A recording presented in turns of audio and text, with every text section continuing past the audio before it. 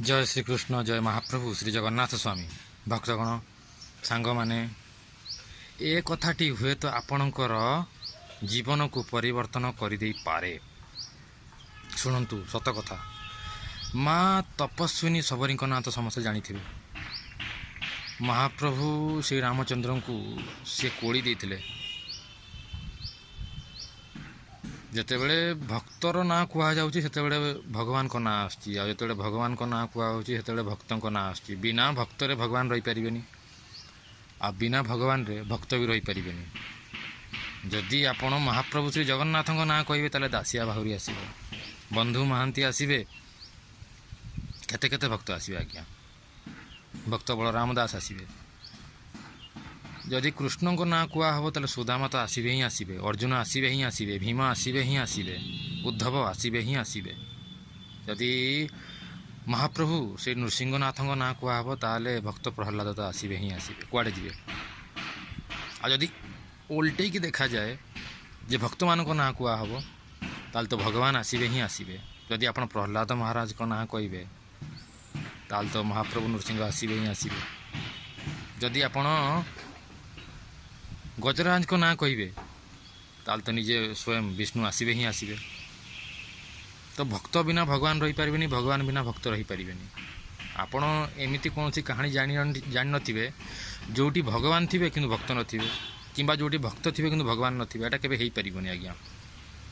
क्षीर नीर संपर्क ये तो सही भलिया आपण आज जानी पारिबे जे माँ तपस्विनी सबरी केमिति तपस्विनी थिले कि त्याग से करथिले जेहेतु तांको महाप्रभु श्री रामचंद्र देखा देथिले।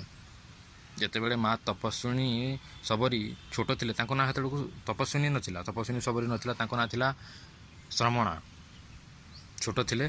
से भील भील माने होची कबिला कबिला माने शबर जनजातिर जे राजा तांको झियो थिले माने शबर राजार झियो थिले। सी जमती आमर शबर राजा विश्वावसु ताको आप जानथिबे से भाया शबर राजा सी झील थे से जानते आज्ञा से समय त्रेता युग छोट बड़ू बह कर दिया होता किंतु आपण जानी ये जानी रखु जे श्रमणा जी माँ तपस्विनी सबरी सी हिंसा को जमा भल पाऊन छुआ बड़ू सी बहुत सात्विक टाइप थे शबर घरे जन्म होते भी पूर्व जन्मर भक्ति हिसाब से आज्ञा पूर्व जन्मर संस्कार हिसाब से तेणुक ये विवाह बहुत शीघ्र कर दिया गला से विवाह तो भोजी भात हम से भोजी भात भोजी करने किसी छेड़ी को अणा होता एत गुड़ा छेड़ी देखी श्रमणा बहुत विचलित हो जाते आउ बापा को पचार बाबा ये सब छेड़ी कहीं आसती तो बापा कहते मो झीर बाहागर तोर बाहागर श्रमणार बाहागर जी सबू अतिथि आसवे समस्त खायापी दिहब से खाइबे कौन तांकोपाई ये छेड़ी सबू भोजी रे कटा हब ये सबू देखिकी सी पूरा विचलित हो गले कांदी पकेले आखिर लुह लुह लुह माने धारा धारा लुह झरी पड़ा मु विवाह करी ता बोली एतिकी जो जीव अच्छा छेड़ी अच्छा एमानू कटा हब एमानू कष्ट दिया हब एमानकर जीवन निया हब ना मु रहिबिनी।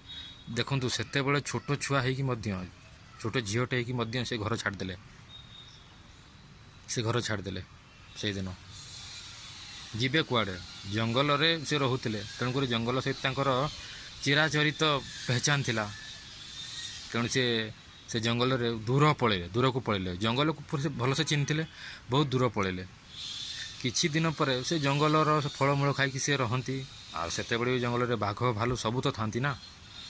हठात मातंग मुनि को नजरे ये झील आसिले श्रमणा से देखिले एत छोट छुआटी जे पुओ भी नुह झील छुआटी एकला जंगल में कौन कर सी एकला ध्यान करते तपस्या करते से छोट बड़ू पूर्व जन्मर संस्कार आज्ञा।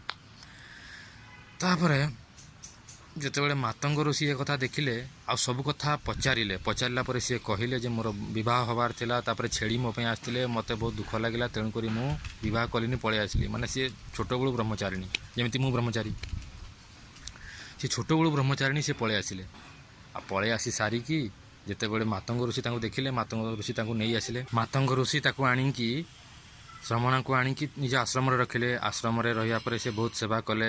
ଧୀରେ ଧୀରେ ତାଙ୍କର ଆଧ୍ୟାତ୍ମିକ ଜ୍ଞାନ ସବୁ ଉଦୟ ହେଲା। ମାତଙ୍ଗ ଋଷି ତାଙ୍କୁ ଜ୍ଞାନ ଦେଲେ, ଧ୍ୟାନ ତପସ୍ୟାର ଗୂଢ଼ ରହସ୍ୟ କହିଲେ। ଆଉ ସିଏ ଯେତେବେଳେ ମାତଙ୍ଗ ଋଷି ତାଙ୍କ ଶରୀର ଛାଡ଼ିଲେ, ସେତେବେଳକୁ ଇଏ ବୟସ୍କ ହୋଇଯାଇଥାନ୍ତି।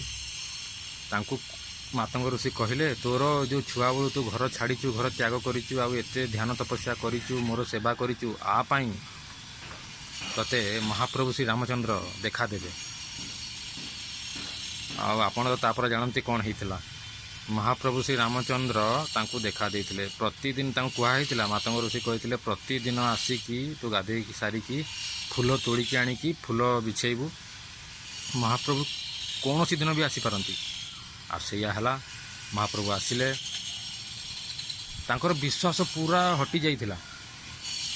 କିନ୍ତୁ ଯେତେବେଳେ ସେ ପୁରା ମରିବା ଅବସ୍ଥାରେ, ବୁଢ଼ୀ ବୟସ ହୋଇଯାଇଥିଲା, ସେ ନିତ କୋଳି ଆଣିକି ରଖନ୍ତି। ଆଉ ମହାପ୍ରଭୁ ତାଙ୍କର ଶେଷ ସମୟ, ମା ତପସ୍ୱିନୀ ଶବରୀଙ୍କ ଶେଷ ସମୟରେ ଆସିକି ଦେଖା ଦେଇଥିଲେ। ଆପଣ ଜାଣିଛନ୍ତି ଗୋଟେ ମଜା କଥା, ଯେତେବେଳେ ମା ତପସ୍ୱିନୀ ଶବରୀ ସବୁଦିନ ଆଣିକି କୋଳି ରଖନ୍ତି, ଆଉ କେଉଁଟା ମିଠା ଲାଗିବ କେଉଁଟା ଖଟା ଲାଗିବ ବୋଲି ବାଛିକି ଦାନ୍ତରେ କାମୁଡ଼ିକି ଟିକେ ରଖନ୍ତି। ଅଇଁଠା ବୋଲି କହିହେବନି, କାମୁଡ଼ିକି ରଖନ୍ତି, ତାପରେ ଚେକ୍ କରିକି ରଖନ୍ତି। ଆଉ ଫୁଲ ଆଣିକି ଡେଲି ବିଛାନ୍ତି। କିନ୍ତୁ ଯେଉଁଦିନ ମହାପ୍ରଭୁ ନିଜେ ଆଇଲେ, ସେଦିନ ଯେତେବେଳେ ସେ ତାଙ୍କ ପାଦ ଦେଖିଲେ, ମହାପ୍ରଭୁ ଯେତେବେଳେ ମାଡ଼ିଦେଲେ ସେ ଫୁଲକୁ, ବିଛେଇଥିବା ଫୁଲକୁ, ସେ ରାଗି ଯାଇଥିଲେ। କହିଲେ, ମୁଁ ଭଗବାନଙ୍କ ପାଇଁ ରଖିଛି, ତୁମେ କିଏ ମାଡ଼ି ଦେଉଛ ୟାକୁ? କେହି ଆଜି ପର୍ଯ୍ୟନ୍ତ ମାଡ଼ିନାହାନ୍ତି। ପରେ ଯେତେବେଳେ ଜାଣିପାରିଲେ ଯେ ଇଏ ନିଜେ ରାମ ବୋଲି, ତାପରେ ସିଏ ଦୁଃଖିତ ହୋଇଥିଲେ। ତାପରେ ତ ଜାଣିଛନ୍ତି ଆପଣ କାହାଣୀ। କିନ୍ତୁ ବୁଝିବା କଥା ହେଉଛି, ଦେଖନ୍ତୁ କେତେ ବଡ଼ ତ୍ୟାଗ କରିଥିଲେ ସିଏ। ଆପଣ ଆମିଷ ଛାଡ଼ି ପାରୁନାହାନ୍ତି, ଆଉ ଜୟ ଜଗନ୍ନାଥ କହୁଛନ୍ତି। ନାଇଁ ଆଜ୍ଞା, 4.5 କୋଟି ଓଡ଼ିଆ ଭିତରେ ହେଇକି ଆମେ ସାତ୍ତ୍ୱିକ ଆହାର ଖାଇବା କଥା। ଆମିଷ କ'ଣ ଦରକାର ଆମର? ବୁଝନ୍ତୁ, ଜଗନ୍ନାଥ ଆପଣଙ୍କୁ ହିଁ ମିଳିବେ। ଜୟ ଶ୍ରୀକୃଷ୍ଣ, ଜୟ ମହାପ୍ରଭୁ ଶ୍ରୀ ଜଗନ୍ନାଥ ସ୍ୱାମୀ।